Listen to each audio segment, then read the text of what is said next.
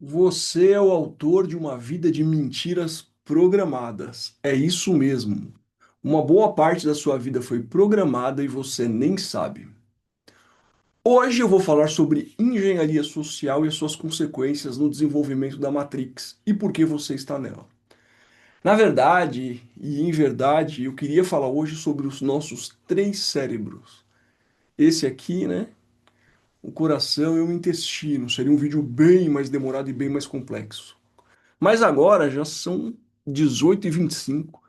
Eu fiquei fazendo uma petição desde ontem, muitas e muitas horas seguidas, né? Um caso de PPC Luas que se tornou complicado por questões, enfim, que a administração causou, se tornou mais complexo do que a maioria dos casos. Então eu vou mudar o tema, eu vou falar na semana que vem sobre os três cérebros, um tema super importante. Hoje eu vou falar sobre engenharia social, e na verdade eu ia fazer um vídeo só, mas ia levar mais ou menos uma hora. Mas eu vou te dar um contexto. Engenharia social é toda a estrutura que muda, digamos assim, você cria uma estrutura artificial para mudar um comportamento social. Isso aconteceu ao longo da história e continua acontecendo, mas eu quero dar um exemplo muito claro. Num período específico ali, meados, sei lá, dos anos 50, 60, nessa faixa de vintena aí, John D. Rockefeller era um multimilionário do aço, um cara super poderoso. Ele resolveu mudar o sistema educacional americano. Ele tinha muita influência, tá?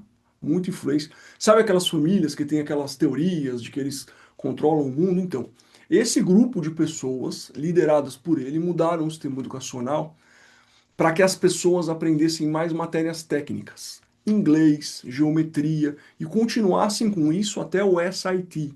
O SIT, o SETS, é hoje o que é o ProUni aqui no Brasil. Então, antes disso, o sistema educacional norte-americano ele era um pouco diferente. Tinha uma parte de matérias técnicas e uma parte de desenvolvimento para você pensar, para você negociar, etc.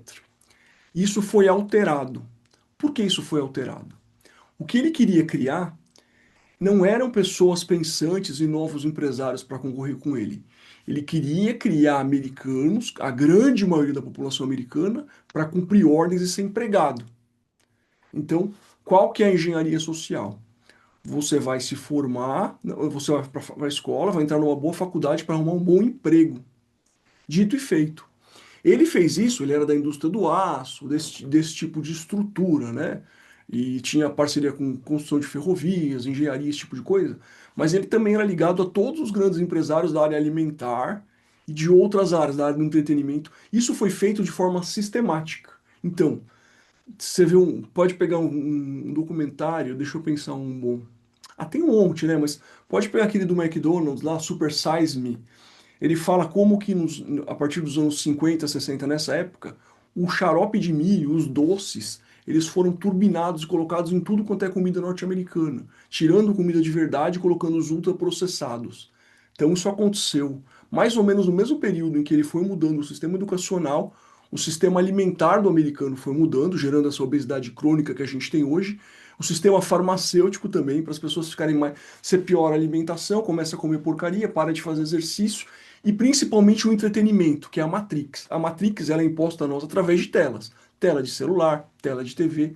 Então o entretenimento, por exemplo, você assistir um filme em Hollywood, grande assim, levava 6 meses para ter outro.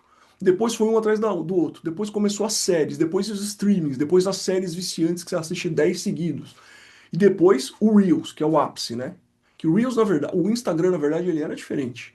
Ele começou a perder espaço porque a China que criou esse sistema através do TikTok, de vídeo rápido, com conteúdo que parece interessante, mas é totalmente inútil, você vai vendo um atrás do outro. E aí a dopamina, a descarga de dopamina, o seu cérebro vai ficando assim, você vira praticamente um dependente dessa máquina chamada celular, a máquina que te controla. Essa engenharia social, ela acontece de várias formas. Vou dar um exemplo. Por exemplo, eu estou no colegial, e aí qual que era a engenharia social? Ó, se você não tiver uma namoradinha, tal, você não é o cara mais espertão. E não é o cara mais legal do grupo e tal. Como que você fazia para arrumar uma namorada? Você tinha que ir para uma balada ali na Vila Mariana, Vila Olímpia, tinha as baladinhas, e tinha que beber na balada. Porque se você bebesse, você ia mostrar que você é o espertão e você ficou com a menina. E aí tinha que pegar o telefone. O telefone não existia celular, tá, gente? Se ele pegava, ligava para casa da menina para falar com o pai dela, para falar com ela. Então, mas assim, só um exemplo. Então, O que que é uma engenharia social? O adolescente ele tem que ir para festas, ele tem que beber para conhecer mulheres, para aí ser respeitado pelos seus pares, entendeu? Um exemplo. Hoje em dia não é assim. Eu não sei como é que é, mas eu tenho mais, enfim, nasci nos anos 70. Mas eu acredito que seja pelo Tinder, pelo Instagram. Outro dia eu vi um Reels de um cara entrevistando uma menina, no final falou: qual é o seu Instagram? Então, talvez essa seja a engenharia social hoje para os jovens namorarem. Isso é um sistema de engenharia social. Só que as engenharias sociais, elas vão se acumulando sistematicamente. Por exemplo, no Brasil, um esquerdista chamado Paulo Freire, ele desenvolveu uma metodologia de engenharia social para emburrecer as pessoas, como o Rockefeller queria, para as pessoas ficarem nessa. Eu vou estudar para depois fazer uma faculdade para arrumar um emprego. E a grande meta dele era que a educação ela estimularia o pensamento livre através de conceitos abstratos. Então, que matérias teóricas tornariam a gente mais inteligente, quando na verdade elas só emburrecem a gente. Você ter só matéria teórica e sem aplicar aquilo de forma prática, sem raciocinar, você vira um teórico inútil e depois acaba esquecendo essas coisas, porque o método dele, além de ser ruim no conteúdo, é ruim na forma, ele não ensina você a memorizar. É por isso que a gente tem grande parte das pessoas que são de esquerda, professores de filosofia, história, geografia, eles estão.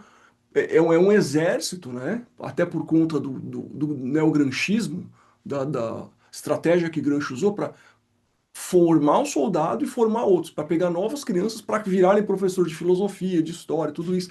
Mas basicamente, essas pessoas elas estudam essas matérias, elas têm um conhecimento, esse conhecimento não tem aplicabilidade nenhuma, elas não vão fazer dinheiro com isso, elas vão só dar aula, e dificilmente em escolas boas, muito poucos, e vão passar isso para frente. Então, o método Paulo Freire, ele passa o conhecimento para você passar no vestibular, para você arrumar um emprego ou virar professor, basicamente.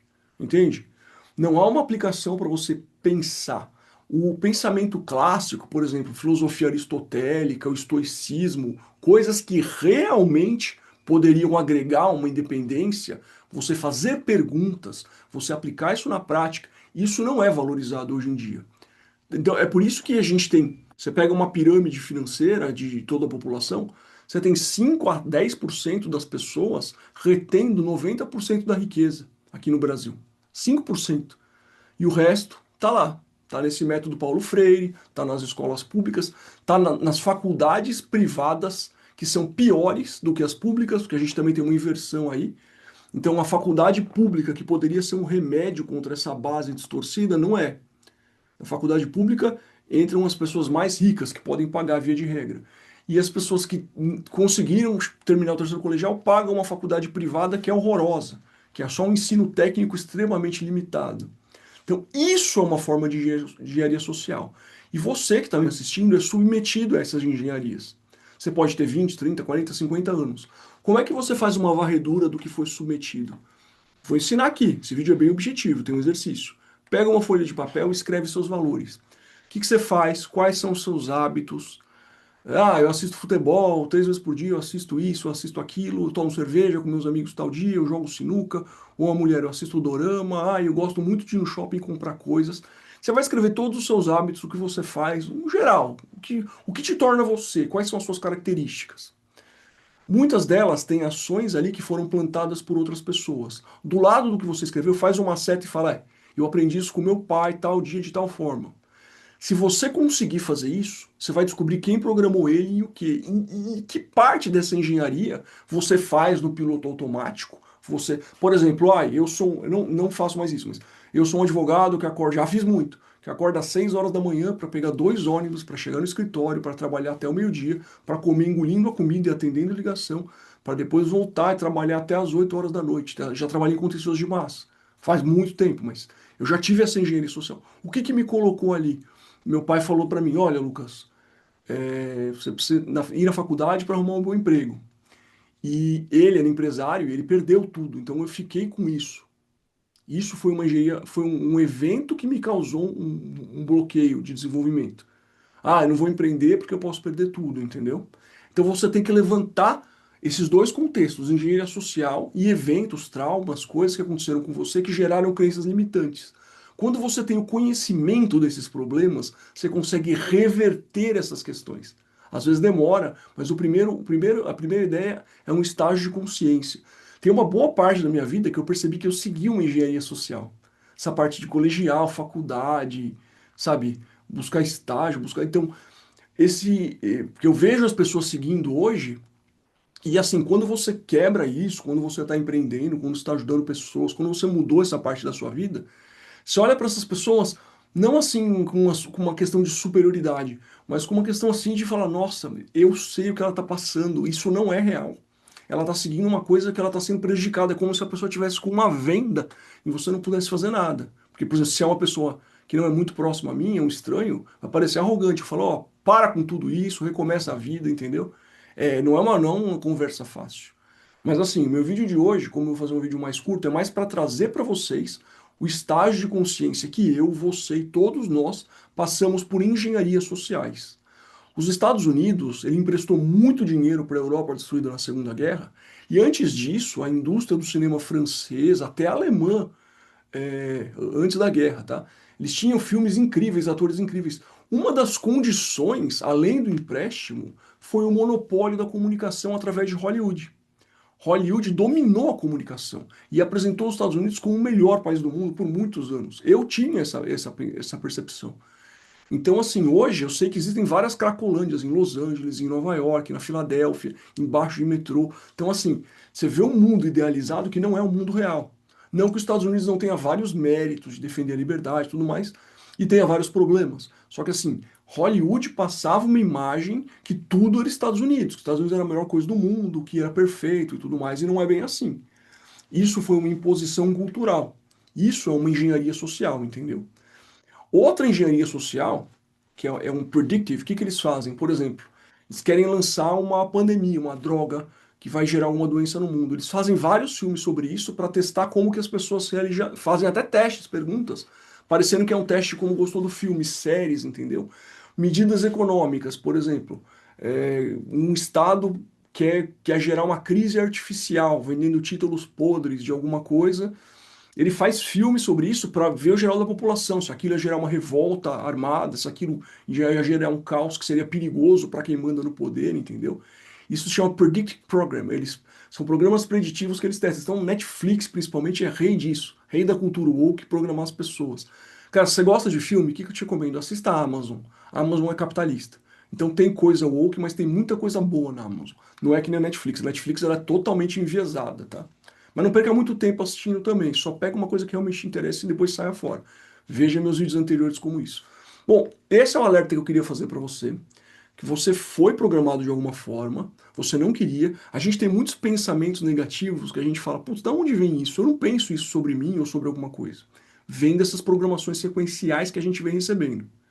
Então eu queria que você ficasse atento a isso. Não é um vídeo dos mais positivos, mas é um vídeo de alerta, de esclarecimento, tá?